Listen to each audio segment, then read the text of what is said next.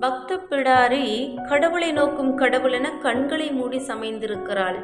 கடவுளிடமிருந்து அவள் பக்கம் திரும்பி வணங்குகிறேன் நான்.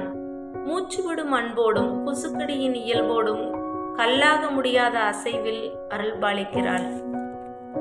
அவளுக்கும் எனக்கும் ஒரே சமயத்தில் பசியின் மீது பசியின் மீது பசியின் மீது பசி பசித்திருக்கிறது. இருவருமே இணைந்து வயிறார உண்கிறோம் வெளியை.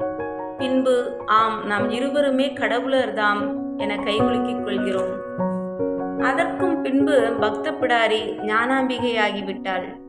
பக்த கோடிகள் பெருகி பெருகி நிறைவாக வாழ்கிறாள், உண்கிறாள். நானோ கோபுரத்துக்கு வெளியே இன்னமும் வெளியை உண்டபடி அவ்விதமே பசித்திருக்கிறேன். அவளின் பார்வை மறுபடி திரும்பவே இல்லை என்னிடம். வெளி முழுவதையும் தின்று செரித்தாலும் தீரவே தீராதது என்னின் பசி. அது கடவுளோடு கடவுளாய் வாழும் பாழ் பசி. காலத்தின் எல்லை வரைக்கும் கங்கணையாத நீள் பசி. நிற்க தெரியாமல் உருளும் பூமியின் ஆழ் பசி. எழுதியவர் குகை மா புகழேந்தி அவர்கள்.